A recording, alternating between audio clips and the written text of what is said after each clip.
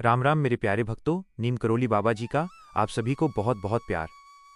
आज मैं आप सभी से एक छोटी सी विनती करता हूं कि इस वीडियो को बीच में मत छोड़ना। कृपया अंत तक देखें और ध्यान से सुनें, क्योंकि जब हम कोई सत्संग या ज्ञान अधूरा सुनते हैं तो उसका पूरा लाभ नहीं मिलता। अधूरा ज्ञान कभी कभी भ्रम पैदा कर देता है, इसलिए पूरी बात सुनना बहुत ज़रूरी है ताकि पूरा ज्ञान प्राप्त हो सके। हम सिर्फ इस एक वीडियो की बात नहीं कर रहे हैं, बल्कि जीवन के हर पहलू की बात कर रहे हैं जहां हम जल्दबाजी में काम करते हैं। आजकल हम देखते हैं कि जैसे ही कोई नया वीडियो आता है हम तुरंत उस पर क्लिक कर लेते हैं। नतीजा ये होता है कि न तो पहली बात पूरी सुन पाते हैं और न ही दूसरी से कुछ समझ पाते हैं। इस तरह हमारा मन बेचैन रहता है और कोई भी ज्ञान हमारे दिल में नहीं उतर पाता। सत्संग कोई मनोरंजन नहीं है, ये आत्मा का भोजन है। जैसे शरीर को पूरा भोजन चाहिए, वैसे ही आत्मा को भी पूरा ज्ञान चाहिए। अगर हम बीच में उठ जाएं, ध्यान भटकाएं या मन को इधर उधर भटकने दें, तो वो अनमोल संदेश छूट जाता है जो हमारा जीवन बदल सकता है। मैं आप सभी से विनम्र निवेदन करता हूं कि जब भी कोई सत्संग सुने तो पूरे मन, भक्ति और धैर्य से सुने। मोबाइल को एक तरफ रख दें, अन्य कामों से ब्रेक लें और मन को शांत करें, क्योंकि केवल शांत मन में ही ज्ञान के शब्द सीधे दिल तक पहुंचते हैं। आज तो आइए भक्तों, अब उस अनमोल साखी की ओर चलते हैं जिसे सुनकर आपका दिल जरूर खुश होगा और मन को नई दिशा मिलेगी। कृपया अंत तक बने रहें, ध्यान से सुनें और इस ज्ञान को जीवन में उतारने की कोशिश करें। भक्तों, अगर आप 27 फरवरी की सुबह या सूर्यास्त से पहले चुपचाप माँ गाय को ये गुप्त चीज नहीं खिला देते तो आप एक बड़ी मौके से चूक जाएंगे। हाँ संगत जी, इस बार की आमलकी एकादशी कोई साधारण एकादशी नहीं है, बल्कि वो महान संयोग है जिसका इंतजार सदियों से बड़े बड़े ऋषि मुनि और संत करते आए हैं। क्योंकि हमारे शास्त्रों के अनुसार ये वही दिन है जब भगवान विष्णु ने खुद वादा किया था कि जो इस दिन सच्चे मन से आंवला और माँ गाय की सेवा करेगा उसकी 7 पीढ़ियां राज करेंगी। कृपया मेरी बात बहुत ध्यान से सुने, क्योंकि ये अवसर साल में सिर्फ एक बार आता है और अगर इस बार चूक गए तो जीवन भर पछतावा हो सकता है। आज के विशेष संदेश में हम आपको बताने जा रहे हैं वो गुप्त चीज जो आपको माँ गाय को खिलानी है। लेकिन याद रखें, एकमात्र शर्त यह है कि ये काम पूरी तरह चुपचाप करना है, बिना किसी को बताए, बिना किसी को देखे। वो चीज क्या है और आमलकी एकादशी पर इसकी इतनी महत्व क्यों है, यह जानने के लिए अंत तक हमारे साथ बने रहें, क्योंकि अधूरा ज्ञान हमेशा घातक होता है और हम नहीं चाहते कि आप कोई गलती करें।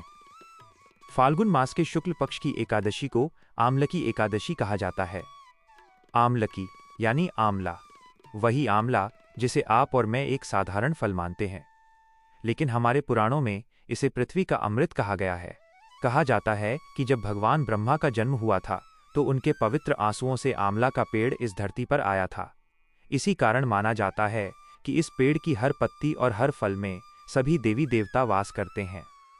और इस विशेष दिन पर अगर आप माँ गाय के मुंह में वो एक गुप्त चीज डाल देते हैं तो गरीबी और दुख आपके घर से ऐसे भाग जाएंगे जैसे सूरज देखते ही अंधेरा भाग जाता है। लेकिन सवाल ये उठता है कि केवल माँ गाय ही क्यों, किसी अन्य जानवर को क्यों नहीं? देखिए संगत जी, हमारे सनातन धर्म में गाय सिर्फ एक पशु नहीं बल्कि चलती फिरती तीर्थ है। कहा जाता है कि गाय के शरीर में 33 करोड़ देवी देवता निवास करते हैं। जब आप माँ गाय की सेवा करते हैं तो आप सिर्फ एक जीव की सेवा नहीं कर रहे, बल्कि एक साथ 33 करोड़ देवताओं की सेवा कर रहे हैं। आमलकी एकादशी के दिन माँ गाय की ऊर्जा और भी मजबूत और शक्तिशाली हो जाती है। इस दिन गाय के मुंह से निकली हर प्रार्थना और आशीर्वाद सीधे वैकुंठ धाम तक पहुंच जाता है। इसलिए हमारे ऋषियों ने कहा है कि इस दिन किया गया छोटा सा दान या छोटी सी सेवा भी आपके सबसे पुराने पापों को जलाकर भस्म कर देती है। अब जरा सोचिए संगत जी, अगर आपके जीवन में धन की कमी है, अगर कर्ज का बोझ दिन ब दिन बढ़ता जा रहा है या घर में हमेशा परेशानी रहती है, तो इसका सीधा मतलब है कि कहीं ना कहीं आपके ग्रह नक्षत्र आपके खिलाफ काम कर रहे हैं और इन ग्रहों को शांत करने की शक्ति केवल माँ गाय की निस्वार्थ सेवा में ही है। लेकिन लोग अक्सर क्या गलती करते हैं, वे सेवा तो करते हैं लेकिन सही विधि और सही समय पर ध्यान नहीं देते। आज हम आपको सही विधि बताने जा रहे हैं जिसके करने से आपकी किस्मत का ताला जरूर खुलेगा।